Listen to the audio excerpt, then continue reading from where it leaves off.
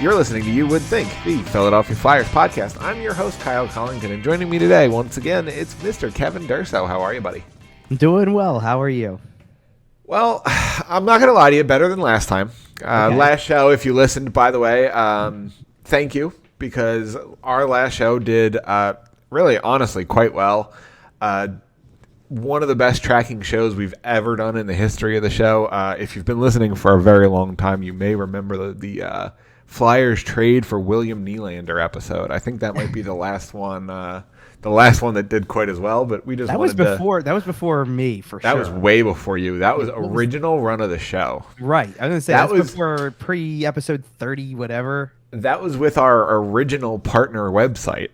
Okay, there you go. That's how long we're talking if you're an OG here. Okay. But either way, we just wanted to extend a quick thank you. And if you're back, welcome back. We're here every 2 weeks during the summer. During the season, we're here every week. And we're talking mostly Flyers, to be honest. But today, we don't have a ton of Flyers news. We'll get into a lot of NHL stuff. So we will. You ready to get into it? So yeah, I'm a little surprised you didn't jump into the other change on the show, which is that I'm not in my usual location. Oh, that is fair. You are in the new location, the new studio, under if you will. Still, yep. But we'll have the gear up before long, I'm sure. Oh, before long, I don't know. I mean, let's just say it's a good thing we have 2 weeks between shows, and even then, I don't think I'll be completely ready. But and if you're watching on our YouTube channel, you know, maybe you'll find a shirt that doesn't blend in with the background. Eventually, this won't be a problem. Eventually, I'll have more stuff behind me that adds some color. Fair enough, but right now it is quite literally a plain wall. It is pretty bare. I'm not gonna lie to you. It's pretty bare. I don't even have a curtain up on the window in this room yet, let alone. It's prison cell gray. I'm not gonna lie to you. When you see what I'm thinking, you'll understand why it's the color that it is. Let's just put it that way. Fair enough. You know what? If I would have worn a shirt with the logo that I'm thinking of on it, then you would have said, "Okay, yeah, I get it now." Okay. I have some ideas. Yeah, we're getting there. Don't you worry. We will. All right. It will be updated as the weeks go on, but pretty much permanently from here, I will be in this spot. Awesome. So we do have a little bit of Flyers news to get into, like I mentioned, and surprise, surprise, it's not good news. Turns out we're not going to have a lot of that this offseason, I don't think. Bobby Brink is going to miss a significant amount of time. Top 5 name in hockey, by the way, because Bobby Orr is his name. His name is Bobby Orr Brink, in case you weren't aware. And that's just pretty cool, I'm not going to lie. But either way, he's going to be out roughly 5 months, I believe is what I saw. It's approximately, yeah. Yeah, and it looks like he won't join the Phantoms until, late December at the earliest. Hopefully we're getting, I'm sure he'll get plenty of time there. Yeah. To make sure he's 100% before they even consider looking at him for the main roster.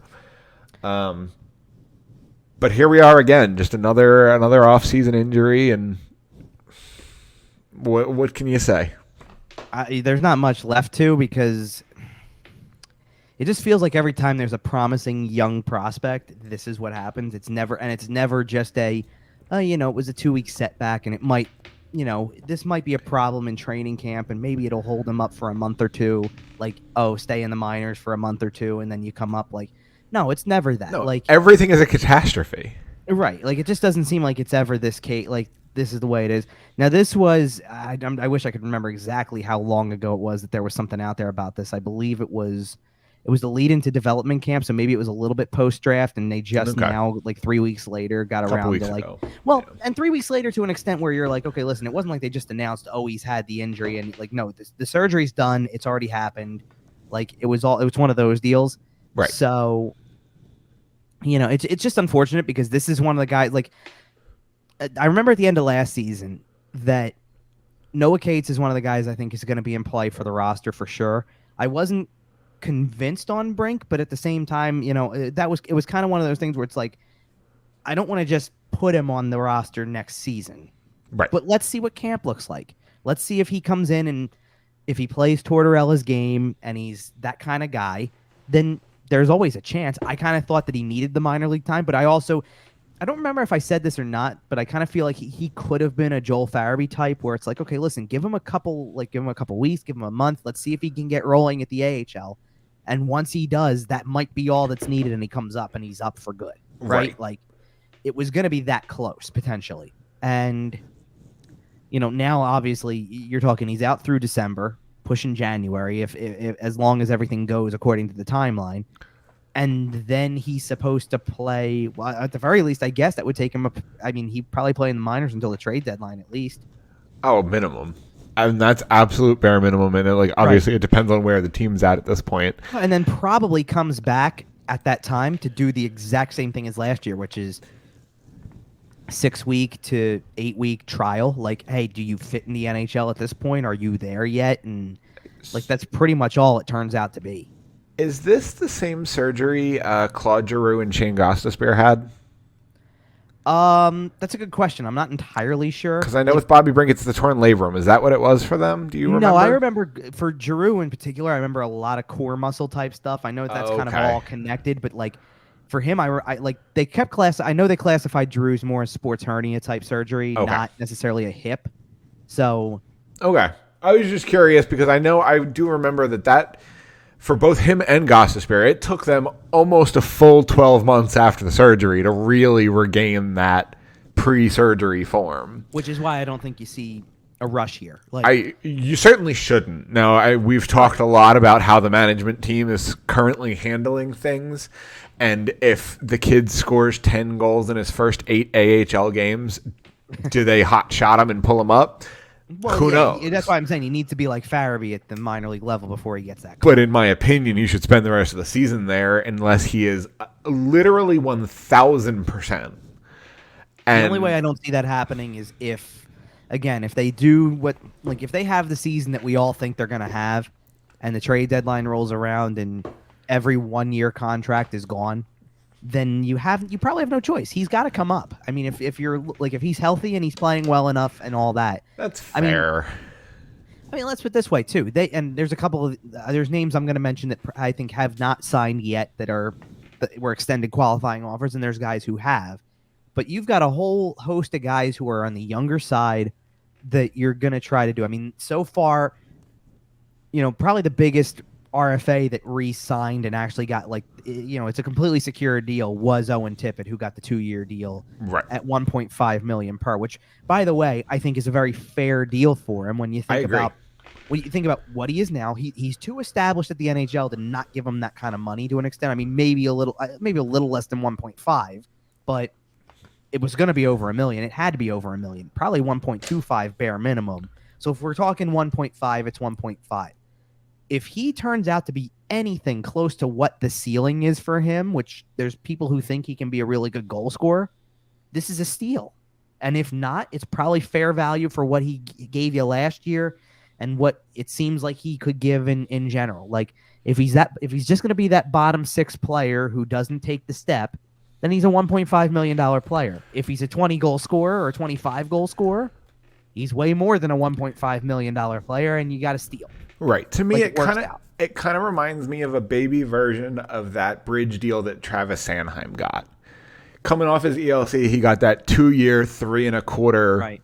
And it feels a lot like a smaller version of that deal where it's a little bit, yeah. All right, you're getting some money. You're an established player. You're going to be on the roster day one if you're healthy.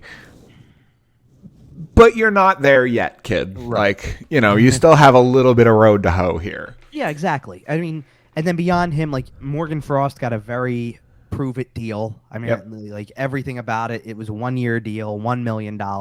Prove it. Everything about that. Classic prove-it deal. And then you've got a bunch of guys so far. The most obvious answers to this point. Tanner Lazinski re-signed, and it's a 2-year deal. 1 year it's one way. 1 year it's 2-way, I should say. Then the next year it's 1-way, and that's really that doesn't really do anything for. Sometimes that doesn't mean for waiver purposes. It's money. It's your guaranteed salary is this whether you're up or down versus no, if you go down on a 2-way deal, it's a big difference. It's a really big difference. But nonetheless, that's a guy who when trade deadline rolls around, that's a guy you're thinking, is he the guy who's ready? Is it, in Brink's case, assuming he's back from the injury, which he should be by then, is it him? Is it Wade Allison? Is it you're looking at a bunch of guys who you sit there and you go, who's going to be the guys who are going to get called up if they're not up already? And don't you let me tell you 2 other names that I would not be surprised if they're closer by February. Okay. Don't be surprised if you're hearing a lot of Tyson Forrester and Zayd Wisdom. Don't be surprised. They're gonna get closer this year, and they might be on the radar by then. I agree. I think Forrester probably has the better chance at the roster. That's a kind of right away shot.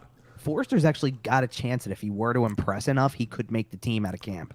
I could see that. Like, I don't think it's going to happen, but he's got it. Like, as a former first-round pick, as a guy who is known for, more than anything, known for scoring ability. Now, I think he missed too much time last year to make it. Like, I think he still, he needs more time in the minors, but if he has a really good preseason and you're going into a day one roster that doesn't, Bobby Brink's not competing for a spot, Joel Farabee's not there. There's some holes to fill, and I'm not saying he stays up forever. And when the lineup gets healthier, maybe he's the guy that kind of gets pushed down and back down to the AHL. You know what you're but looking I could for? see him getting that shot in the early season. Yeah. Do you know what you're looking for if that's the case? Okay. You're looking for Mikhail Vorobiev, that 1 year, man, he's just blowing the doors off in preseason and training camp. He looks great. He looks like he's going to be on the team, and still did for the first couple games of the season. He didn't look bad, and then it ultimately fades out, and he doesn't play it. At the NHL. Once guys figure out how to play against him, it's kind of over. Now, granted, Vorobiev was total unknown there. Out of nowhere. That was wild. That had potential to be a really crazy story, to be honest. Right. Well, this is a first round pick, so you kind of expect it from a first round pick, but that's fair. I'm kind of what I'm getting at is that's the kind of preseason he's going to need to have to make it now. And if he does great, because I say if he does great because of the fact that maybe more than anything, and I'm there's not going to be a lot of examples of this as the preseason goes on. I just don't see it. But if there's somebody who just takes over, a young prospect type who you start to feel like there's some promise to, God, show me Wade Allison. Everybody would love it. I've been screaming it about him for years. Wade Allison and Bobby Brink are going to be one and the same by the end of the season, potentially, in the sense that they'll have all the potential in the world to be successful, and it's just a matter of stay healthy. Wade Allison, I can't wait to watch him turn into a 20-40-60 guy, because he's got it written all over him. Oh, and guess what? Tanner Lazinski, too, while we're at it, because if Tanner Lazinski stays healthy, he is a perfect fit for a bottom six role. Perfect. I mean, he's exactly that kind of Swiss Army knife player. Exactly the kind of player you draft between 13 and 18. Well, no. Generally speaking. Well, no, and this is why it's a good thing. No, fair enough. As you did find him as a diamond in the rough. But. Right, but that's exactly the type of player. He does a lot of things. That was a Ron Hextall pick, correct? Yeah, I believe so. Okay. And let's this way, because who else fits that description that we were really impressed with last season? Noah Cates does. Noah Cates. Love what Noah Cates brought to that team last year. Pick. He's a mid-round draft pick that all of a sudden you look around and you go, wow, look what college did him. Look what being a part of a leadership group for a college program did for him. Right. Well, and quite frankly, he came up at a time where the rest of the team was fairly pathetic.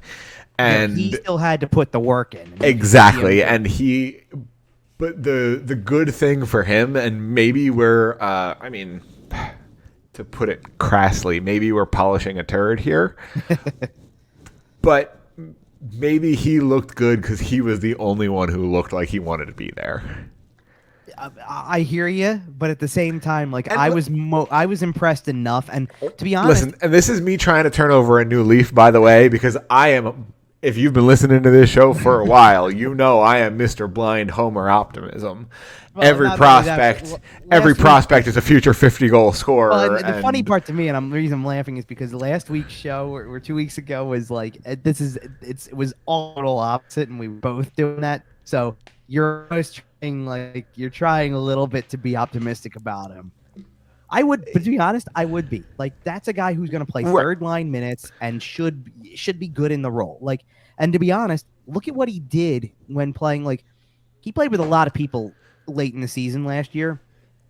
So if you have him playing again with Morgan Frost or playing with Owen Tippett, that was working. There was something about that was working. It doesn't, and it's just a matter of I don't there's questions about whether he makes the team or not out of camp. I don't think it should be, but look, he does have to come in and prove that last year wasn't a fluke.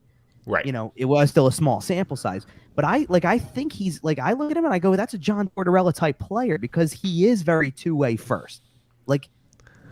he had he had some production, but it's not the staple of his game. You know what? I'm not going to lie to you. We are about 15 minutes into the show, and I had entirely forgotten that John Tortorella was the coach of the Philadelphia Flyers. That's how absurd that hiring is. Feels now after everything else. It's been such an insane offseason, and we haven't even started talking about Matthew Tkachuk yet. It's been such an insane offseason. I literally, and as soon as you said it, I'm like, oh, yeah, of course he is. Of course he is, and I know he is. But for some reason, that fact had just slipped my mind, and I forget everything I said this entire podcast. Everything is entirely different because your head coach is John friggin' Tortorella for some reason. Well, and that's what I'm saying. When you think about there is going to be something to be said, and like I said, I don't. This have team's making the friggin' playoffs, aren't they? No, I don't think they're making the playoffs, and I think I detailed that well enough last week or last show when we had the entire Metropolitan Division and all of the things that they were doing up there. It was really funny because I saw a tweet the other day that was somebody complaining about the Islanders doing nothing, and it was like they haven't done nothing. Lou just hasn't announced it yet. maybe so, but either way, I'm like, they're still a better team than the Flyers are. Relax. There's people who legit think that the Islanders are making the playoffs next year, and I think I'm not sitting here saying that that's a wrong way to think. I wouldn't be surprised, but there's a lot of teams that are going to be gunning for the last couple spots here. I think we agreed, didn't we? We kind of agreed there's pretty much two certainties in the Metro, and the rest is, man, what's going to happen between those head-to-head games? Flyers squeak into the playoffs on the last day of the season. Beat a team they shouldn't beat. Beat a team they shouldn't beat in the first round. Second round, beat a team they shouldn't beat in the second round. Third round, Leafs in 5. That's happening. You're welcome. Because that's an interesting. Now, correct me if I'm wrong, but the conference finals is where your draft pick slides to the end of the round, correct? I mean, you're pretty close. Yeah, you're in the last 4. Okay, right. So your draft pick slides to the end of the round at that point. So it's about right. Flyers pick 28th. And, yeah, lather, rinse, repeat. The reason I'm laughing so much is because of the fact that if that happens, then everything we said in the last episode is a completely moot point. No, they're still going to be terrible. No. I'm saying everything we said, though, is a moot point. The episode was literally titled Fire Everyone, and nobody will be getting fired if that's the case. I know, but they still should. They're going to make the playoffs. They're going to make the conference finals. They should still fire everyone. That's how bad they're still going to be. I don't know how they're going to do it. Carter Hart is going to look like 2002 J.S. Giguère had a baby with 2004 Cam Ward and also 2013 Corey Crawford. Wow. All right. It's going to happen. He's going to have a .974 save percentage on the season somehow. He's going to be Henrik Lundqvist on the John Tortorella coach team, right? Yes. Hey, the goaltender just does it all. He's going to be Igor Shesterkin last year when the Rangers couldn't do anything else other than score in transition on occasion. Ryan Ellis gets healthy for the last 20 games of the season. The team wins 18 of the 20 to squeak into the last playoff spot. Wins 18 of 20. Oh, my goodness. That would be hysterical. I mean, that would really be hysterical if that happened. Bet it. Responsibly. Okay, hang on a minute. Can I bet that when there's 20 games to go, when it seems like such a long shot, that I'd win all the money? Maximize your odds. Absolutely do that. Bet on them to make the playoffs. With 20 games to go by winning 18. Yep. Bet on them to win the playoffs or make the playoffs. Is that going to be that's got to be a plus 25,000, right? It's going to be a good one, right? It's got to be something ridiculous like that. That if they make the playoffs at that stage, I'm just saying, if it happens, you heard it here first. Okay. And if it didn't, you're not going to remember this anyway, so it's fine. I feel like that's a good transition to our next banner here because that is the whole season's rooted on the word luck. I mean, it really is. If Ryan Ellis is healthy, if Sean Couturier gets healthy, if Joel Farabee gets healthy, if Carter Hart plays well, if this, if that, if Kevin Hayes is still 100%, if Tony DeAngelo is not a giant piece of garbage, if John Tortorella doesn't immediately turn the room just completely dumpster fire toxic. There's so many ifs that you're trying to avoid. But if you avoid them, Yeah. there's a real chance that the Flyers are just freaking good. I mean, sure. Look, I don't want to just on paper it doesn't look like it should work. No. There's nothing about it that looks like it should work. And I don't think it will. Like I've been saying all off season, you don't win on hope. Hope is not a plan, and that's what they're trying to do. So I get where they're coming from. I don't think that Sean Couturier is going to have a bad year. Like I think that he's going to, as long, again, it's an if he stays healthy, but at least he's coming back with not a track record, but with signs that he was already on the verge of being back. It feels more optimistic than the others. I mean, even Kevin Hayes feels more optimistic than the others. Yeah, because he came back and looked great towards the end of the season. I just don't know what version of him you're getting, and if anything else happens again, but again, it's an if statement. The other stuff is all too big of a question mark for me to even think about. You know what I mean? You just the Ellis thing is obviously a gigantic mystery. Who knows with that one? But there's a way that Farabee could be back. Around Thanksgiving, there's a way for that to be possible, but is he going to be that effective player? I don't know. Exactly. And we won't know until we see him. And not only that, but Couturier and Hayes have an advantage coming back from injury that they're going to start when they start. Right. If something does go wrong, it's probably not going to be, it's probably not going to be before training camp begins at the very least. Right. It's going to be a day, maybe it's day one of training camp. Maybe it's the first week of the season. Maybe it's never. But they don't, if they get to day one of the regular season with no problems, they didn't miss anything in a new, first training camp with a new coach. They didn't miss anything. If he ends up missing the start of the season, does Joel Farabee play more games with the Phantoms this time than he did on his original send-down? No. Does he play more games on the rehab start? No, not at all. I mean, you know what he gets? He's lucky if he gets 2 out of 3 on a weekend. That's fair. And then they come back. That's probably fair, but I mean, it also depends on where the team is at the time. If they're 4-26, let them play. You know what? Want to know something interesting though too? You don't really see a whole lot of rehab conditioning things in the minors anymore. Most of what you do is you have guys who just get pushed harder and harder at practice until you're practicing full bore. Now you're ready to get into the game. That's probably that's why I think you think Thanksgiving at the bare minimum, because of the fact that once he does come in, you got to make it all back up, and he's going to learn Ellis style. He's got to learn all of that behind the 8 ball because he's not going to be there on the first day of training camp. I mean, here's the thing. Maybe he will to an extent. Not that if he's around. Around. If he's operating at 60%. Well, around and able to skate. Right. How long after? Jack Eichel had the same surgery. How long after was he skating / practicing? But it was 3 weeks, wasn't it? Right. So who's to say that he couldn't really get on the ice at training camp if he's just in the quick, hey, it's before the sessions, rehab skate? At least he's out there, and then he's in the meeting, and maybe he's in the meetings, he's in the scrums, he's in the locker room, he's in the he's in the culture. Right, so maybe he's not as far behind the 8 ball from that aspect of it if he's there from day one and doing everything. I believe that the BC boys will keep him caught up. Well, and I believe that he's had a no, they won't, because BC beat you. He's that's fair. You're right. I forgot it's not about the same that. thing. No, I think they're all on the same page though. I get your point. Yeah, I think they're all homies, but man, whatever. By the way, whatever place that crew picks as their after dinner spot, look out. Right. Look out. Hide your kids, hide your wives. It's gonna be chaos. Guys come in. Sheesh. Imagine they roll in and you're talking some. Listen, I say this with some amount of respect for some of you. Some sleaze bags. Let's be real. And I think Kevin Hayes would tell you with a smile on his face that he's a sleaze bag. Right. I mean, it's fair. I get you, but I'm just curious. If he is able to be fully invested in everything, then maybe he's not as far behind as I think he is. I agree.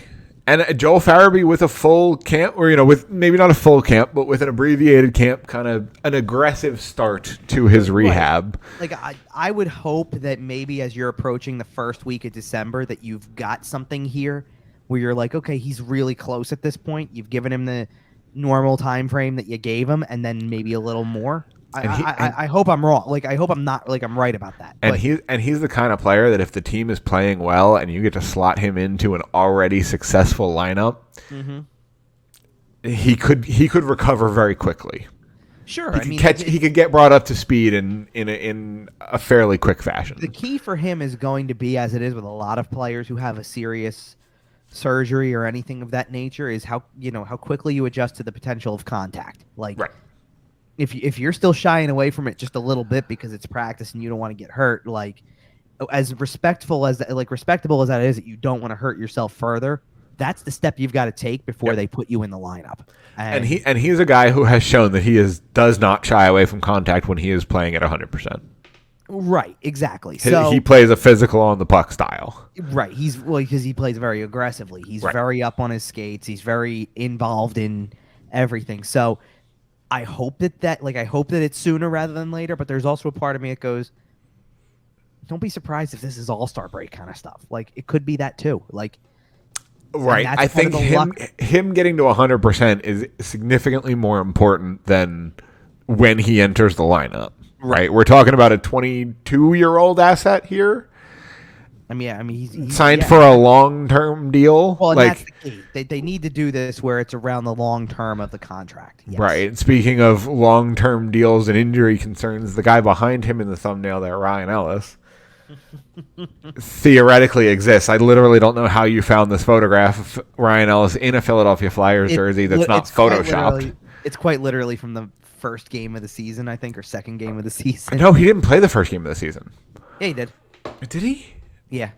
Did he? Okay. Fair he played the first three and then... and then missed for a while and then came back for one and then was immediately back out. Right. Scored against Seattle. Right. And I think that's the game this is from, by the way. This was a game against Seattle. So he scored against Seattle. Also, they were all doing it then, too, by the way. If you've watched your way through Letterkenny or Shoresy, he does look like JJ Frankie JJ here a little bit. Ooh, Ryan Ellis? Yeah. Yeah, a little bit. All right. Okay. Are we all the Flyers at this point? It's just what it is. Listen, we're in a summer show here.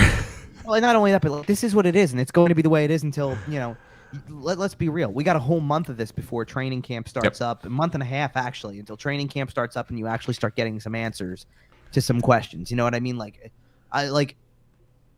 Certainly, and I guess the other big piece of the information here is John Tortorella kind of had some comments about how people were perceiving the Tony DeAngelo move, the way that people were perceiving what Chuck Fletcher did, all that stuff like that.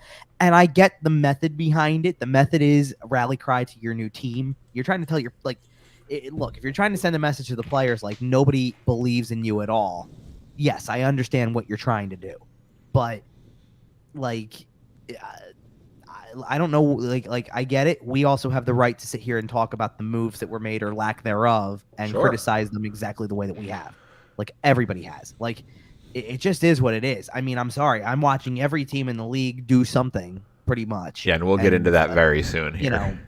Well, and not only that, but it was just the method behind, I'm sorry, your general manager had said a week earlier from the time that Tortorella put out there and whatever, it was a phone interview with NBC Sports Philadelphia. From the time, it had been a week between what Chuck Fletcher did on free agency day and then coming out and saying, it's a lot of hard work to move contracts. Did is a strong term. Well, yeah, I know. All he did was come out at 2 o'clock and say, we're done. Okay, maybe more what I mean is that from what he said then, that's fair. Which is saying it's hard work it can be extremely hard work to move contracts. And then your coach is out here trying to, I get it, trying to fire up his players a little bit. Hey, I'm backing you. I think you're good players. We're going to get the most out of you, and we're going to prove people wrong. Hey, by the way, Columbus got a second and a third for Oliver Bjorkstrand. Okay, we're on it then. Let's go. Yeah, absolutely. Here's the funny part, by the way. There's two people in this picture that are now members of the Columbus Blue Jackets. Yep. Because the other, I did that strategically. The other player in the picture, other than the two that are very recognizable, is Eric Branson, who is a new member of the Columbus Blue Jackets. That is very funny. All right. So we're talking about the fact that it's hard to do things. It's hard to move contracts. The Oliver Bjorkstrand contract isn't a great contract. I mean, Seattle needs scoring, and Seattle needs to get to the floor. Sure. So here's the thing. You know what would be nice for that? JVR. And, like, I'm not saying you get a second and a third for him because I know the contract is more. Like, I get it. But, like, there's got to be something there. Like, hello? Chuck, can we call somebody, please? Okay, so the thing is that JVR makes $2 million more than Bjorkstrand does. Sure. That's the first part. Bjorkstrand's a better player. Like, fair. Way better player than JVR at this A more stage. complete player for sure. Sure. And I think you can look at what he did with Columbus last season and say, this is a guy who can help that team. Like I actually look at Seattle and I don't think they're terrible right now. Like, you still have Philip Grubauer in goal. I think your D-core is decent. And, they've added some scoring. Well, yeah, because now in addition to Bjorkstrand in this trade, you added Burakovsky in free agency. You got, and you throw Burakovsky's a great ad for them, by the way. You throw him with Jordan Eberle and Yanni Gourde, and like now all of a sudden it's like, all right, now you've got a little bit of a forward core. I kind of didn't understand their forward core a year ago. I'm starting. Well, the pieces weren't all in place. Well, here's the thing. That's 4 names, right? Okay, 4 names is not a big chunk of your forward core. I didn't mention the 2 names I think everybody's really the most intrigued to see. Okay. Matty Beniers and Shane Wright. Right. Of course. Like, now that's the thing. And there's the thing. Now I'm halfway through your forward core. And you're going to complement it with back-end pieces beyond that. So what if that's your top 6? Burakovsky, Bjorkstrand, Eberle, Gourde, Wright, and Beniers. Is it crazy to pick Seattle to make the playoffs? Yes and no. I still think it's too early for them. The reason I would say no, it's not crazy, is because the Pacific was a dumpster fire. I was going to say, look at the Pacific. Like, Calgary is probably good enough that if they want to get in, they're going to get in. Well, we are going to talk about Calgary in a minute, because somehow or other, like, that's a whole discussion that goes along with the Chuck Fletcher discussion. Sure. Because if you want to talk about general managers putting in work and finding a way to work with a situation, there it is in a nutshell. That's fair. But I would look at the Pacific, and I would say that there are 2 locks. I would put Vegas as a lock. I would put Edmonton as a lock. Vegas did very interesting thing. Like, their offseason, like, they moved some stuff around, right? Like, they moved some things around, and they're definitely, it's going to be an interesting year for them. I think that the most important thing for them I think they're going to be able to ice a more consistent roster. Last year, they most important thing for them is and throw it. But the most important thing for them is if Mark Stone's not hurt for half the year and Jack Eichel's on the team for the whole year, and all that. I mean, defensively too, they had the same problems, did they not? Like, defensively, they couldn't keep guys healthy. Putting those 2 on the same line feels like a cheat code. Yeah, it kind of does, doesn't it? Eichel Stone. Well, all right, why? Why? Because Eichel's a really skilled forward, obviously, and then Stone's good both ways, because Stone gets Elky talk sometimes, fully healthy and plays the whole year.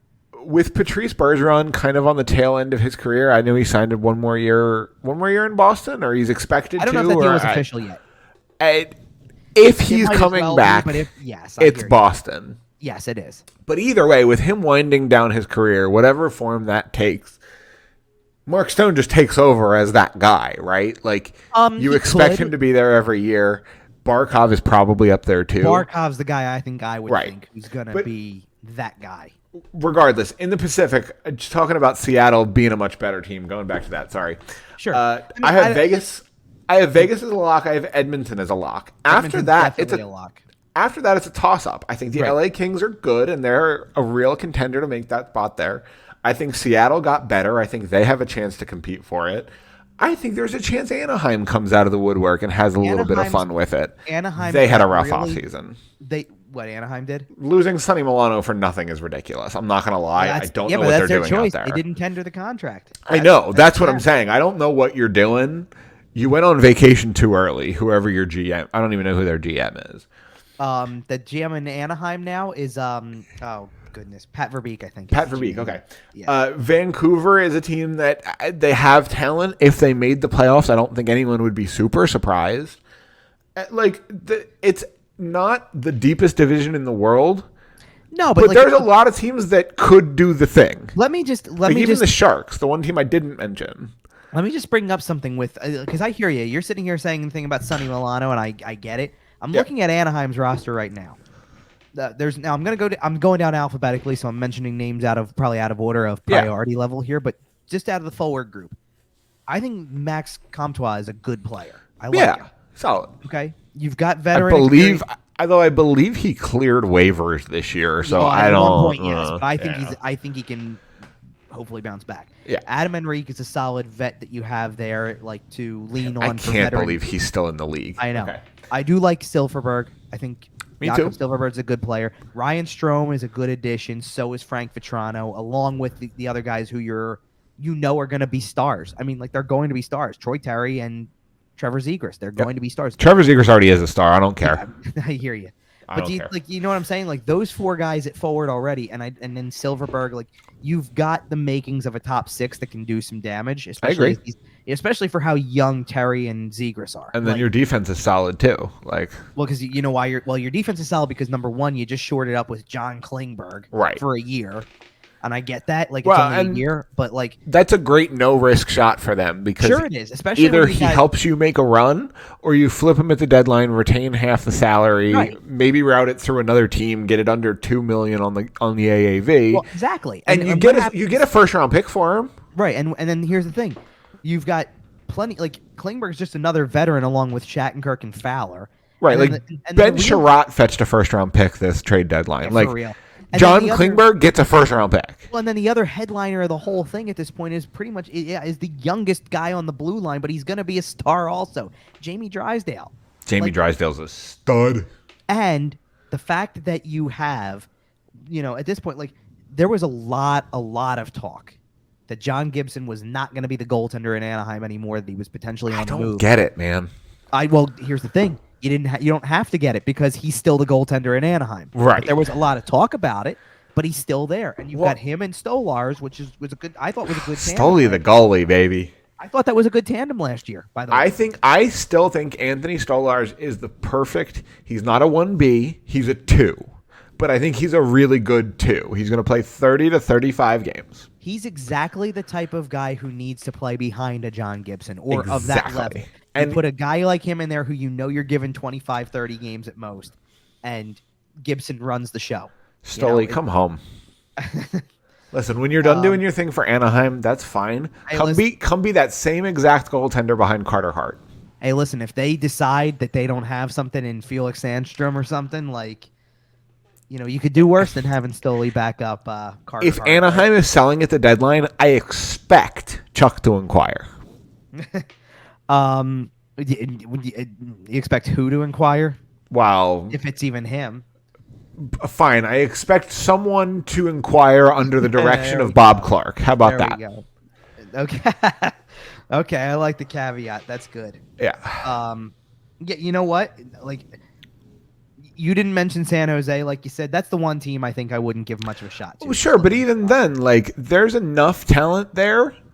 They could put it together. You never know. They've got talent. I think they just have it too limited. You take one of those players out of the picture at forward, and now defensively, they're still they don't have Burns anymore defensively. Yeah, but they never had Burns defensively. Burns was a forward. You know what I mean? I'm saying, but no, but Burns was a good power play guy for them. So you take that off. I mean, you got Erik Karlsson. I get it, but Karlsson's got to stay healthy. Fair. If that doesn't happen, then what? You're going to expect Logan Couture and Timo Meier to run your power play, too? But quite frankly, when Karlsson was healthy last year, he looked really good. Yeah, I hear you. Maybe not 2017 Karlsson, because that player was otherworldly freakish, but he looked really good. I think what I'm wondering at this point, because I agree with you that Vegas is probably more of a lock now to get it. They have to be a lock, unless something goes catastrophic there, which, quite frankly, it's Vegas. Might. The key is they need goaltending. Actually, fair. And I'm not, that's not a question of if Robin Lehner being a good enough goaltender. Can he play the games? Can they get a backup who can play behind them? Right. Can you get guys who stay in net? That's the key for them. Edmonton, I think you're right, because Edmonton, to me, addressed their biggest weakness. They've got, the goaltending situation is better. You got to admit it's better. Right. And Calgary, we're going to get into Calgary a little more again, because we're going to talk about the biggest. Yeah, I want to talk about that next. Yeah. Sure. But at this point, Anaheim, like LA was there last year already, so I think they've got a good enough roster to still be there, especially I agree. as the younger guys get more experience. Yeah, you're just Anaheim's got an concerned about intriguing- Kopitar falling off. sure. It's the only major concern. Doughty, Well, too, to a Kopitar, lesser Doughty, extent. Like Right. you saw Even that it Quick. was the tail end for right. You saw it was the tail end for Dustin Brown this year. Like Yep. it is when's it going to be that time for these guys? Yeah, Right. absolutely. Anaheim's got an intriguing roster to me that I would keep an eye on. I don't like. Do I think that Seattle's a playoff contender? Probably not, because I think there's 5 other teams that have a better shot. And the other, believe it or not, I think Vancouver's got a great shot to make the playoffs because they came on strong in the second half. They're not going to have a disastrous first half this year, I don't think, because of the fact that it's Boudreau's team. Right. Like, you start that way. I love what Thatcher Demko brings. I think he's one of those goalies that's on the rise that I would easily put into the top 10 goalies in the league conversation right now. But by the way, shout out to Seattle and Dave Haxtell. They finally have a roster with enough talent for him to appropriately suppress, so that'll go well for them. They have enough young, healthy players to scratch. It's going to be great. I can't wait until he healthy scratches Shane Wright 2 weeks into the season. Oh, my God. Give it to me. Matty Beniers is not putting up points regularly enough. He's going to need a night off just to take a mental break. Matty Beniers has 3 assists in 10 games. We're giving him a night off just to get his head straight and just take a look. So I think that if I'm looking at this and if I'm reading it correctly, like to me, San Jose is not making the playoffs. I think Seattle in the long run doesn't make the playoffs, but they're better. Fair. And yeah, and the Central's so good, they're gonna have 5 spots. I think there's only three division spots up for grabs here in the Pacific. So, okay, let's look at the Central for a moment just to go over who you think's making it out of that. So Colorado's a definite. St. Louis is a definite. I'm not as convinced on Minnesota at this point, I'll be honest. I think Nashville's probably a playoff team. I think 2 years of Fleury, I think Minnesota's there for sure. I think they hope to be there. I just don't know for sure. Quite frankly, I think Nashville is pretty close to a shoo-in. Okay, hang on a minute. I have a caveat for Minnesota. Okay. Until we know what the deal with Kaprizov is. You know what? Fair. Then I don't know. But like right now I'm sitting here going, their offseason didn't impress me enough. Oh, no Kaprizov, and they challenged the Flyers for a lottery spot. Like, I don't know about that because I think they're too good for that, but I think it gets real ugly in a hurry there. You mean to tell me you think Minnesota's battling for a lottery spot in the same division as Chicago and Arizona? I do. Because I think Arizona is going to take some strides. I don't know if they're going to be good, but I think they're going to take some strides. Is it possible that Winnipeg is the 4th playoff team out of this division? If there is Connor Hellebuck, man. Well, yeah, sure. Like I think Dallas is better. If I told you, hey, Connor Hellebuck had a 9.38 and a 2.02, and he had 9 shutouts, and they made the playoffs, would you be surprised by that stat line? No, I wouldn't. Right, and he'll win the Vezina, and he'll be in contention for the Hart, and in the same vein, by the way, I feel the same way about Dallas a little bit. Like, you're going to get Jake Ottinger for the whole year now. There's no question anymore. Yeah, but I think there's a better roster in front in Dallas than there is in Winnipeg. Winnipeg is that I agree with borderline. I think Winnipeg is borderline crumbling. I think I really like the way that Dallas is looking right now. I think that they're actually kind of a bit of a. You still have to sign Jason Robertson. Robertson.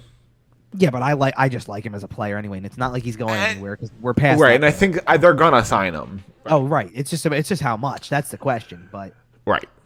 What I'd be curious about most with Dallas is and I get it. You're losing Klingberg now, and we knew that all along. But Heiskanen's the guy. We knew that. Heiskanen's the guy, man. He is on that so blue line. good. He absolutely is. But he is so good at hockey. I think the thing I'm wondering most about Dallas's roster is what more at this stage of their careers anyway. How much more can you get out of Jamie Benn, Tyler Seguin kind of stuff? More like but the thing is, you have their replacements, like minute wise. I'm not talking play wise. I'm not talking style wise. But minute wise, you have their direct replacements in Rope Hintz and Jason Robertson. Well, right, and that's the interesting thing. Like, I think you're starting to know what to expect from those guys. Like, you're starting to know what to expect from Rope Hintz and remember a couple years ago when Sean Couturier kind of quietly past Claude Giroux as like probably the Flyers' best forward. Oh, I think we already saw that last year in Dallas, by the way. Well, right, that's what I'm saying. Jason Robertson. I think Jason Robertson did that this past season. I think he just cleanly passed Tyler Seguin. He's their best forward. He passed everybody. I mean, right. I don't even know if he was in the top 6 at the start of the year. And assuming they get that deal done, and I'm assuming they will, and assuming everyone shows up and is good and blah, blah, blah, he might score 40 every year for the next decade. The fact that you just said that means it's happening tomorrow, by the way. Cool. That's awesome. Good for him. No, Get I'm just that money. It out there. But regardless, point, like I said, looking at the Pacific real quick, I think Colorado's your lock. St. Louis is a lock. I think Nashville's a lock.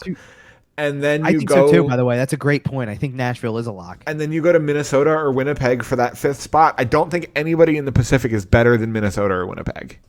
No, I agree with that. I think that at that point in time, so you're putting unless LA makes major strides. I'm gonna point that out. LA is one of those teams they could just put it together and be a wagon out of nowhere. Right. I mean, well, and here's the thing too. Anaheim looked like a playoff team last year until it all fell apart.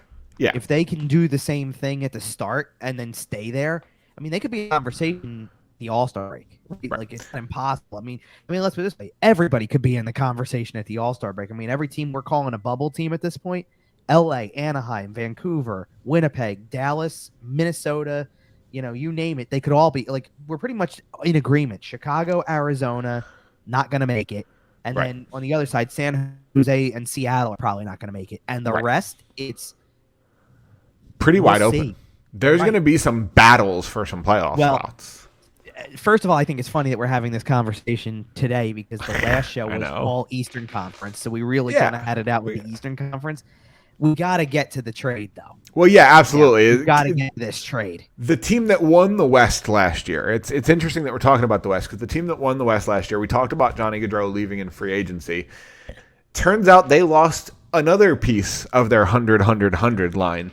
Matthew Tkachuk informed the team that he would not be re-signing there in free agency, and as such, his rights were dealt to Florida. Here is the whole trade: the Florida Panthers receive Matthew Tkachuk and a conditional 2025 4th-round pick. Well, we can talk about the conditions later; they don't matter. In return, the Flames get Jonathan Huberdeau, MacKenzie Weegar, Cole Schwindt and a conditional 2025 1st-round pick. Both of those picks can become 2026. It doesn't really matter, like I said. The big pieces here are Matthew Tkachuk for essentially Jonathan Huberdeau and MacKenzie Weegar is the biggest chunk of the trade. So what's your breakdown here? So first of all, a couple things, because number one, I think that the first most important thing to talk about with this trade is the fact that I'm gonna go back to the other picture really quick because we're talking about Tkachuk here specifically on this part. This is the precedent that's going to set a tone and a trend in the NHL. The fact that essentially Matthew Tkachuk signed with Calgary to have the new contract traded. It was quite legitimately the first sign and trade NHL deal. We love that. This is going to happen more often in the future. Now that it's been done, somebody was a groundbreaker here. This is going to happen way more in the future. And so here's my breakdown of the whole thing. From Florida's standpoint, I do was it an overpay? Yes. I'll get into that in a minute, though. I think that Tkachuk is a good fit for them. I think that he'll fit in really well there. I think he'll be productive. I mean, you're going to put him with Barkov, and that's where you start, right? But you're saying you think it was a bit of an overpay. I think you had to do it to make the money work.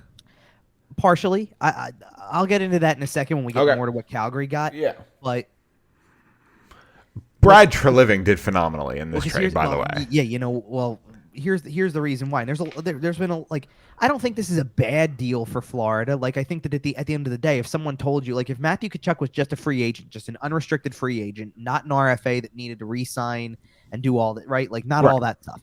If he was a UFA and signed somewhere for 8 years, $9.5 million per, I think a lot of people would sit there and say that's a really good deal for him at this stage of his career, right? He's 26. think he's a little younger than that. 24, something like that. You're getting essentially. You're getting his. Yeah, he's 24. That's right. Okay. So, it's 24. So you're getting the rest of his prime. You're getting his prime. Oh, you're getting his whole prime at that point. Yes, Right. you are getting 24 to 32. Look at how good that sounds. Like, from that standpoint, I love it. I think you're getting a player you're going to see his best years in Florida now. That's the way it is, and he's agreed to be part of that. And Barkov Tkachuk is going to be so annoying to play against. sure it is. Of course it is. Because here's the thing. Barkov's a monster and Tkachuk's a monster in different ways. And he's sandpaper. He is so, like, for a skill forward, he's sandpaper. It's like too. playing against Patrice Bergeron and Brad Marchand. A little bit, yeah. It's like playing against Nicholas Backstrom and Tom Wilson. I like your first comparison better. I Fair. like your Fair. Bergeron Marchand thing. You know what the difference is, though?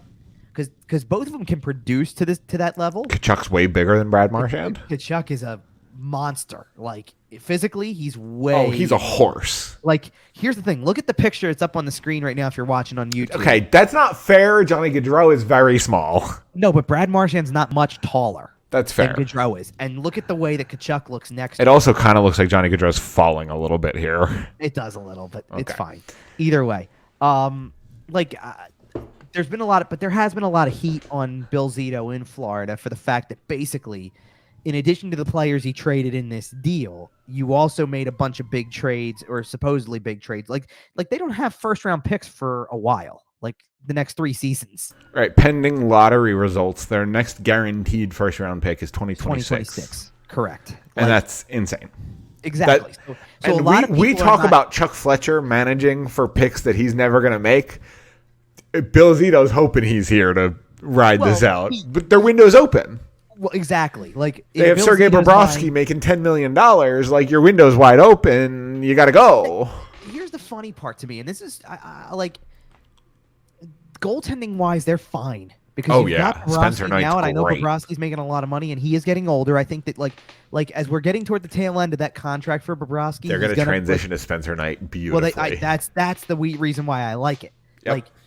I've Well, I've always expected that the contract that Bobrovsky signed to make $10 million a year, he was going to start to break down physically at the end Sure. of that because of the fact that that's the style he plays. He's a very athletic goaltender in the sense that he can throw his body around, and eventually when you're 35, I don't think you can do those things like you did when you were 25. You Right, know? certainly not to the same efficiency. Right.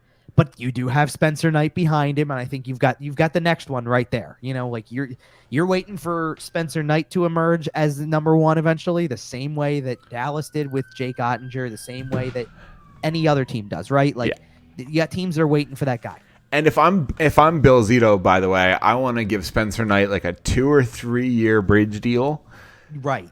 And then You're trying to get that next deal on the cheap. You're right. trying to wait him out, wait for the cap to jump so you can afford to have 13, 14, 15 mil, whatever his number is for a couple of years to the end of the Bobrovsky contract. You're absolutely And 1,000% right. then you can lock him up for $1 billion. Like sign him when he's 26 and Sergei Bobrovsky's contract runs out. Sign him for that $10 million because he'll probably have earned it by then. But So- you bridge him now and you get him to when the cap jumps. That's the big one. Once the cap jumps and you can afford that goalie space, you're in the clear. I think you're absolutely right on that. So I want to go and look at something really quick. So I want to look at Florida's forward group for a second because I'm going to just pull out the names that I feel comfortable with, like that these are good players. And obviously, Tkachuk's one of them, right? Like, Yeah. Tkachuk is obviously a headliner of this. You've got Barkov. That's huge, obviously. If Sam Bennett's giving you what Sam Bennett can give you, you've got a good one there. If Anthony Duclair is giving you what he can give you, you've got a decent one there, right? Like, Yeah, I like Anthony Duclair a lot. if Sam Reinhart is giving you what Sam Reinhart can give you, you've got one there. How about the biggest name that we were talking about during the playoffs, who like everybody was kind of like, who's this guy? If Carter Verhaeghe's playing on the line with Barkov and Tkachuk potentially, He probably great. will be at least at times. and I gotta tell you, among the names I like beyond that, if they give Anton Lundell some real good minutes here and he stays on the ice, you got one there too. Like their forward group is still like, and then I'm looking at the complement pieces beyond those 7: Nick Cousins, Patrick Hornquist, Ryan Lomberg. Flyers legend Nick Cousins. Well, you got another Flyer legend on the roster now too. You got Flyers legend Jerry Mayhew on the roster too. Oh yeah, baby. I actually, by the way, underrated part of the roster as I'm looking through it. Chris Tierney. Okay. Like, you're looking for fourth line guys. That's what he is, right? And by the way, another underrated free agency move: Robert Hagg to Detroit. Yeah, Keep an eye on it. My concern, and it's the biggest thing to me, and I'll flip the picture really quick because it's the biggest thing they gave up to me in the deal. It's not Huberdeau, in my opinion. You think it's MacKenzie Weegar? Weegar. Okay. Like, because I don't know, like, outside of Ekblad, who's the guy? Like, By the way, I don't want to understate Huberdeau for Tkachuk. Like, these are 200-point scorers. Tkachuk was, I think Tkachuk was something like 5th or 6th in league scoring last year, and Huberdeau was 2nd. Tied for second with Gaudreau, I think, right? 2nd in league scoring and got traded.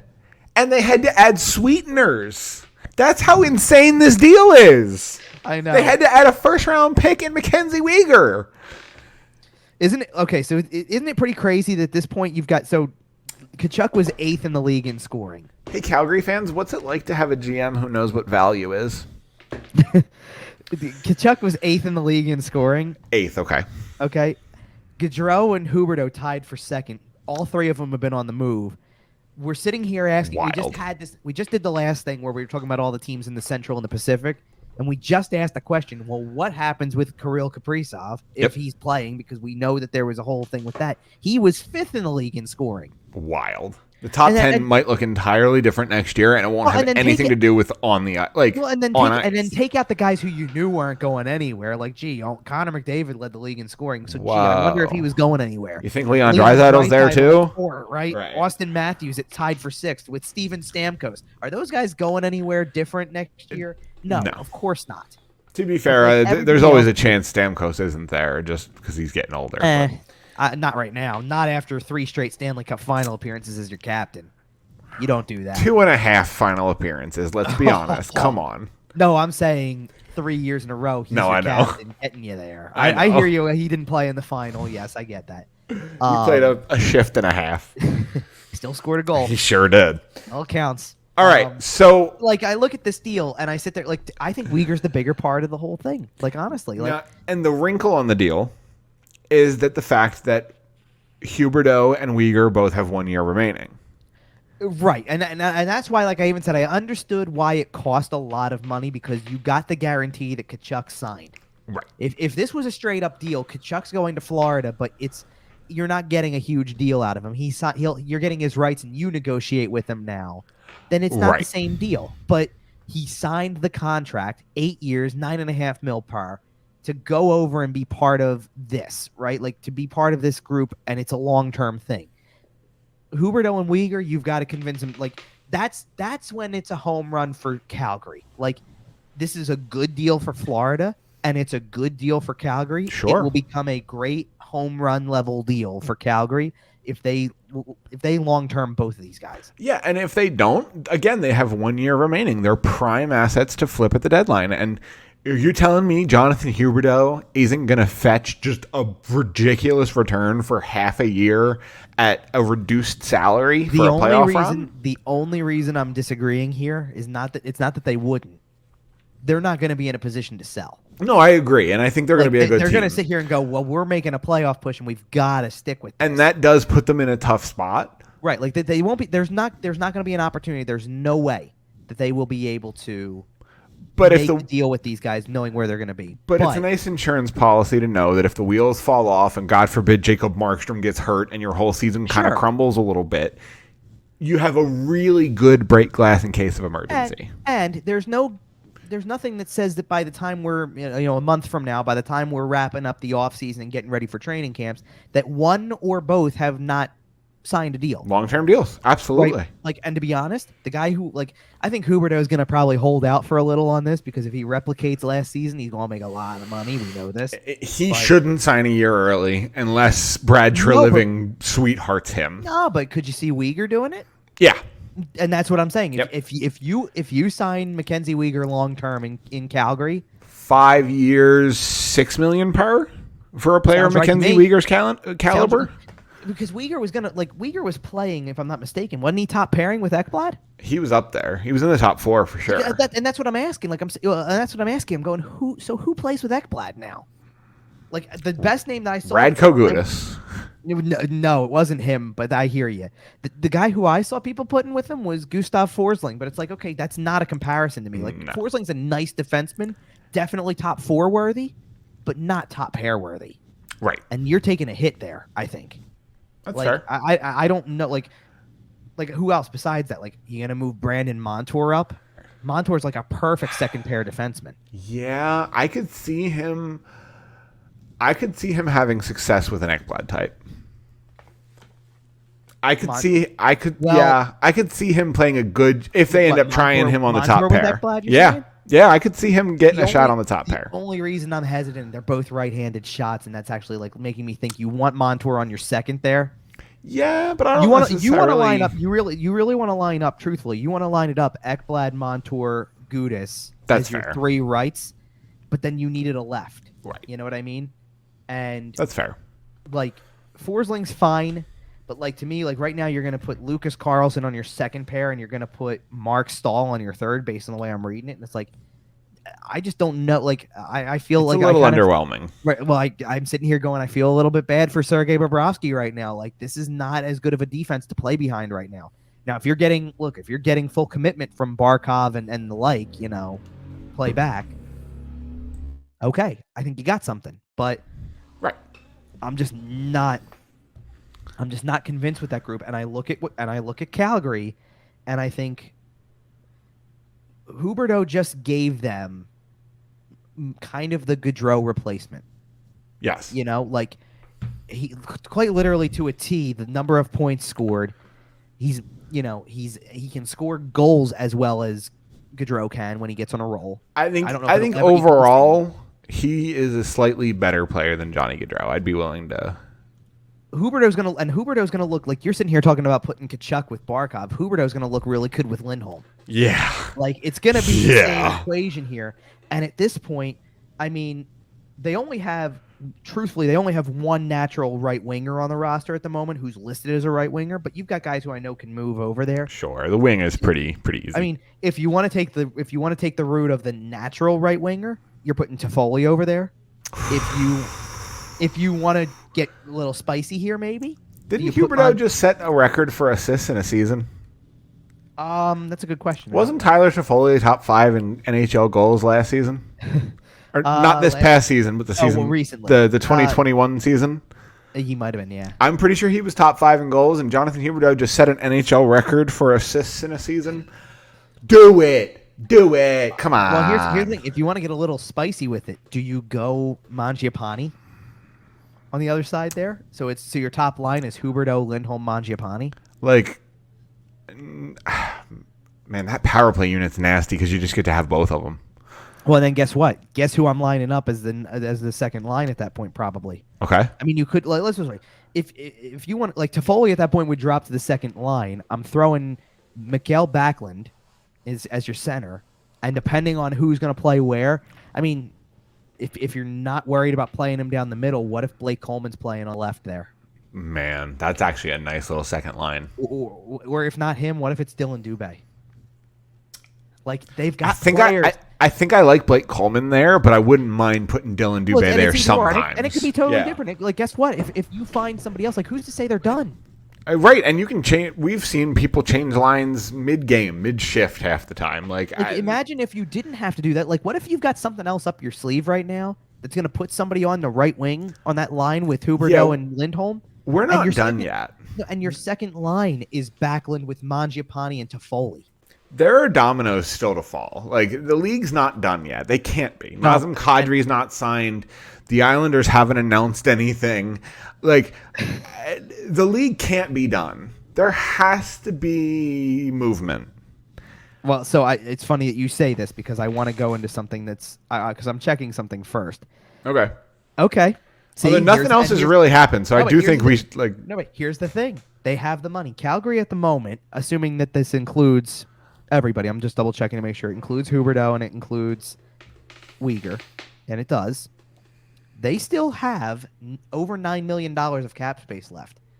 I saw it already pitched once, and I'll say it on here because you just mentioned his name as still being out there. What if you replaced Johnny Gaudreau with Jonathan Huberdeau through this trade? And what if your replacement to Matthew Tkachuk is, hey, Nazem Kadri's out there. Let's go sign him. Is that making lemonade out of lemons when you knew Gaudreau probably wasn't going to sign? And your only problem there is you still don't have Mangiapane and Shillington signed. Right. So you don't have the money you think you have. You don't complete. Well, here the only way you don't have the money for Nazem Kadri. I don't know about that, and I'll tell you why I don't know about that. Because nobody else has the money for Nazem Kadri. No, because right now, according to Cap Friendly, you've got over $25 million tied up to. Oh, you have LTIR spots? To 9 defensemen. Oh, you can move some of that out. Right, like some of this is going to move. Like you're going to put somebody on waivers. They did resign. But even then, here's the thing. Okay, who cares if they don't add Kadri specifically? There's still other free agents out that they could add, or they could try to make another trade or whatever. I like their defensive core. Like with Weegar in it now, you've got Hanifin, Anderson, Tanev, Zadorov, Valimaki, Shillington. Like you've got that's a good 7. And Jacob Markstrom behind. Who has been a very solid goalie throughout his career. At times a spectacular goalie, quite frankly. This team is not going to really miss as much of a beat as people think, even though they lost their 2 best forwards. I agree. You know what I mean? And I don't at this point. If you're asking me at some point, hey, you know what? Where do things go from here in terms of okay, we've had this discussion. We sat here, we just looked at the Pacific, we looked at the Central. We're like, okay, who are the playoff teams? Who aren't the playoff teams?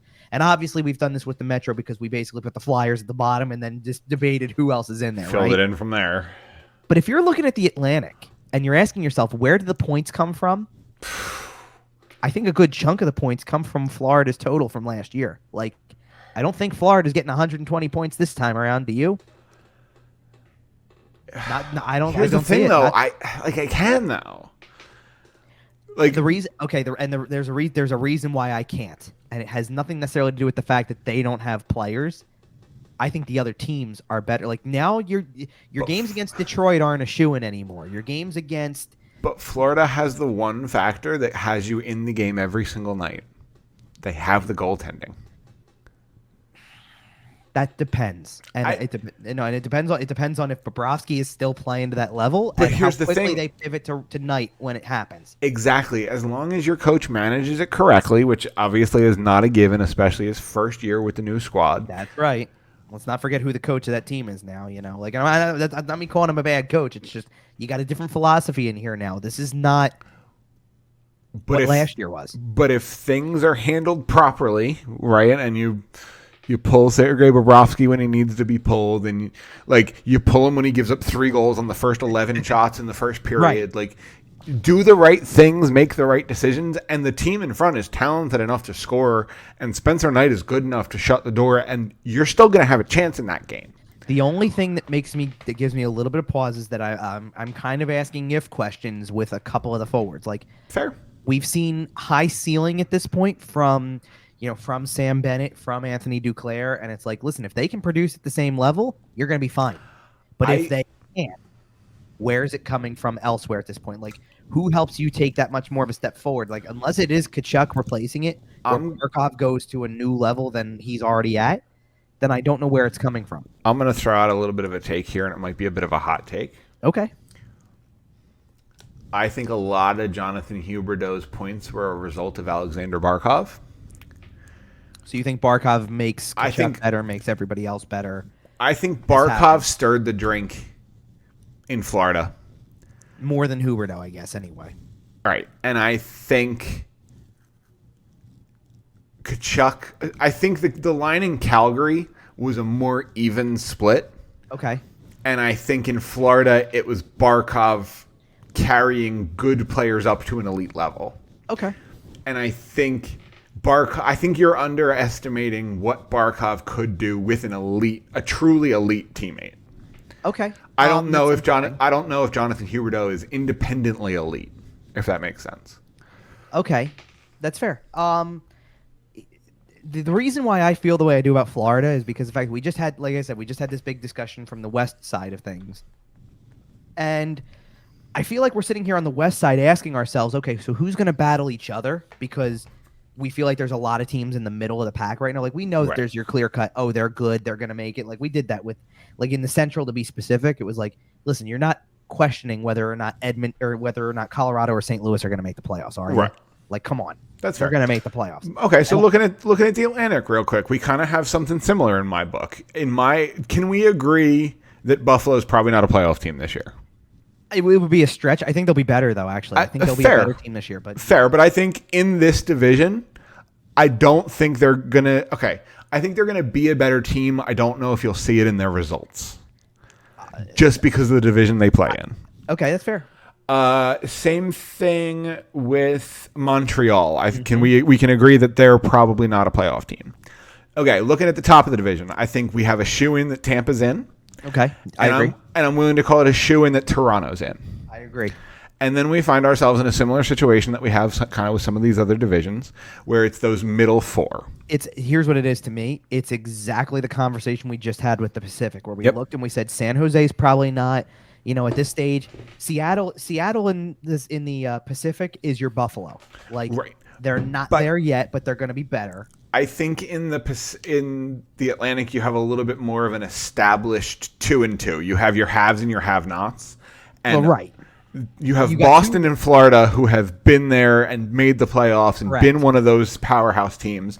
And then on the other side, you have Detroit and you have Ottawa who are on the up and coming and knocking on the door. Right. And I think more likely than not, both of one group are going to make the push. It's either going to be both the young up and coming teams or both the old established teams. I don't think it'll be a split. That's interesting. Okay, I don't know about that, but we'll see. That might be the most intriguing division to me. I mean, it's fascinating. And that's saying a lot with the way that the Metro looks, and it's saying a lot with the way that the Pacific looks and all that type of stuff. Like, it's going to be an interesting league this year. The mix changed dramatically. Well, exactly. Well, and here's the thing, too. You can't underestimate the fact that both Ottawa and Detroit got one of the pieces that Florida thought put them over the top a year ago. Yep. And we're starting to see the churn of the flat salary cap. Like, we're really starting to see that churn because how many of these guys filtered to Detroit or Ottawa or Anaheim or like these teams that have kind of been at the bottom but are kind of starting to make their run. Sure. And I think what this also does is that this is an interesting year then for when the salary cap kicks in and you get the boost, because what happens if Ottawa is the playoff team? Ottawa's in an incredible spot moving forward. Like if their contracts are in such good But what happens if you're the playoff team and then all of a sudden when you come out of that, like out of this flat cap era and you're getting increases again? What happens when you have the money again and all of a sudden you're now the good team? I don't know. The young players, you know what I mean? I don't know how Ottawa stumbled ass backwards out of the Erik Karlsson trade and somehow ended up just setting themselves up for a wide open Stanley Cup decade. Like it's insane. I think there's one reason that's obvious. The rest I can't say how they navigated the rest of this offseason to acquire an Alex DeBrincat through a trade. And then, get who am I thinking of here? And somehow pull off that Matt Murray trade the way they did. Right. Like to come out on the other side, even in a positive setting, right? Like the rest of it though, we already discussed that. That was for years and years and years. They picked in the top 10 and then they got to a point where, you know what? Picking 7th overall, that's all right. We're comfortable trading that pick to go ahead and get Alex to bring it now. Yep. Sure you are, because you picked in the top 5. Because you're ready to go win. Right. Because you picked in the top 5 for 3 years, you've got superstar. Like he's the same age as all your guys who are already there and ready to go. Right. Exactly. Yep. Like that's how you do that stuff. So absolutely, do I think that there's I think that stuff is. But this is the thing, right? This is to tie it all back together, put a bow on it with all this stuff. This is what was too hard, right? This is the it's too much hard work to move contracts. Columbus goes. By the way, with Columbus, we were having the discussion. We never even talked about what led to the Bjorkstrand trade, which was not Johnny Gaudreau. It's Patrik Laine. Yep. Which, hey, good for you. You've got Patrik Laine, and you found a way to make a deal. I mean, they're connected. They knew when they signed Johnny Gaudreau that Bjorkstrand was probably on the way out if they wanted to keep Laine. So, I mean, they're all kind of related. I don't. They know knew if they'd have to move somebody. Right. I don't think they knew it was Bjorkstrand yet because I think That's that fair. was a tough. I think that was a tough sell for them. I think they really like Bjorkstrand. But I agree, especially after guys like Foligno and Atkinson have left that town in recent years. Like shedding off another Columbus original is, you're turning into Vegas a little bit here. I mean, that's a whole other interesting roster discussion because at this point, the guy who is the captain is the guy. I mean, you don't really get much more original at this point than Boone Jenner, right? No, fair enough. Like at this point, the next name that I see that I sit there and I go, oh yeah, that guy's been around for a little while is probably Eric Robinson. Zach Werenski. Well, forward wise, I meant but. Oh, okay, fair enough. Right. But if we're talking career long Blue Jackets, though, Werenski's got to be near the top of that list. No, because guess what? If on defense, if it's not only Werenski, but the only other name I see that I know has been there for a little bit, Gavrikov. Okay, like that's it. And he just came up recently.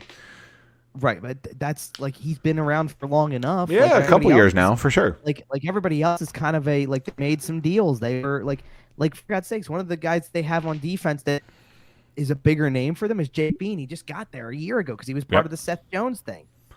Yep. You know what I mean? And I think he's going to be good there. Adam Bachquist is really good out of them. That was a good pickup from Chicago. That's another one. Former top 15 pick. I don't know why he was available for free, but whatever. All right. I hear you. There was a lot. Anyway, and then I think it's about time we get out of here. We have anything else to cross off the list here, or are we okay to send her to our app? Like I said, it was when it's when you realize you're sitting here and we're talking I even tweeted it, and it turned out to be a pretty popular tweet, not gonna lie, because I put out there Columbus signed Laine that the same day, then they traded Bjorkstrand, and I turned around and I threw out there, man, so they signed two big name free agent, or not free agent, but they signed two big names, make two big signings for a lot of money, and then traded a contract to get some cap space back. Must have been a lot of hard work today from the Columbus front office, right? To do all that, they might have had to make 4 or 5 phone calls. It's crazy. Wait, that between that and the Tkachuk, Huberdeau, Weegar trade and all of that stuff, it took what Chuck Fletcher said the week before our last show and after free agency and waving the white flag. My job's really hard, guys. Right, it took that and it threw it out the window. You can't now you have no leg to stand on with that comment because other GMs went to work. Right. Yes, and here's the thing, in Columbus, no excuses, Chuck. But in Columbus's standpoint, is it hard work? Yeah, it is. You know why? Because it's a lot of negotiation to make it happen. For one, with the two players that you did keep, and then then you're trading a guy you don't want to trade, but you're sitting here in your mind going, "We have to do this." And then guess what? You got a decent return and enough, a good enough return for him. It's worthy. You got 2 draft picks back. Yep. Okay. You did what you had to do. It's unfortunate. You would have liked to have kept the guy. I can't wait until Chuck Fletcher trades a 2nd-round pick to get rid of JVR. I can't wait. But this whole thing, and the whole thing with the Florida, Calgary lost Johnny Gaudreau and then was in the position where it's we're gonna lose Matthew Tkachuk as well. He doesn't want to sign here. We're backed into a corner. There's nothing we knew. Talk about that too, by the way. That takes 2 things for Chuck Fletcher and puts it against him because number one was a no leverage situation, kind of. The only leverage they had was exactly what they did, sign and trade. But you know what? I also want to give Matthew Tkachuk credit because he didn't – there was no demand. There was no I can only go here. I can only go there. He did go to a place eventually where it was listen, let's work out a deal and then send your Let's deal. make something happen. Right. He was in a spot where he didn't technically have leverage because he didn't technically have a no trade or anything like that. But he had leverage because the trade wasn't going to happen unless there was a contract in place. There was also no reason that Calgary should have ended up with a guy like Huberdeau. No, for sure. Out of a deal like that, other than the fact that yes, he did sign the. I get when when you're Barry Zito and he has to trade the guy. Yes. Brad Treliving has to trade him. Here's the thing. Can I be honest? That trade came across and it said Florida. And I was surprised. Me too. Everything said St. Louis. Oh, I didn't think so at all. You know where I thought he was going?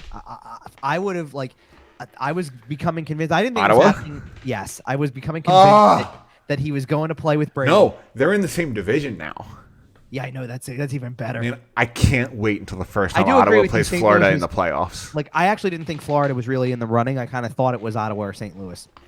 Right. But I thought it was one or the other. It's either he's going back to where he grew up, which is yes, like the same. He grew up in like I get it. Like sure. His father Keith played in Phoenix and played in St. Louis. Like I get it. But, Sure. But he's either going back to a place where he's very familiar with, as in St. Louis, or he's going to play with Brady. It's one of the two. Like that's the way I felt. And he opted for look, I can't blame him. He opted for sunny Florida with Imagine playing against a power play unit that has Brady Tkachuk, Matthew Tkachuk, Claude Giroux, and Thomas Chabot.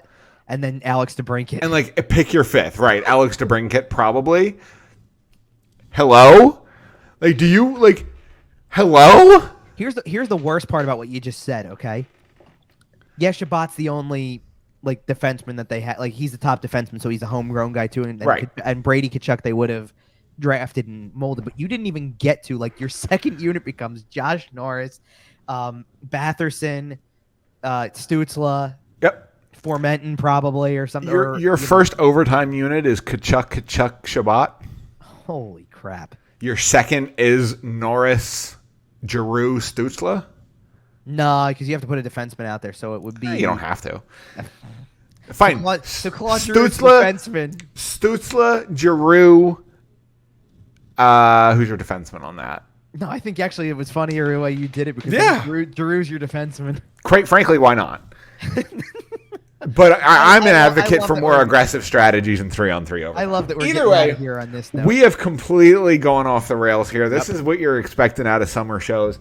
You can find us on YouTube. Check us out over there, YWT Podcast. We'll pop right up. We've been doing great stuff over there. We really do appreciate your subscriptions. You can find us on Facebook, Instagram, Podbean, iTunes, Google Podcasts, Spotify, SportsTalkPhilly.com. We are all over the place. Follow Kevin at Kevin_Durso.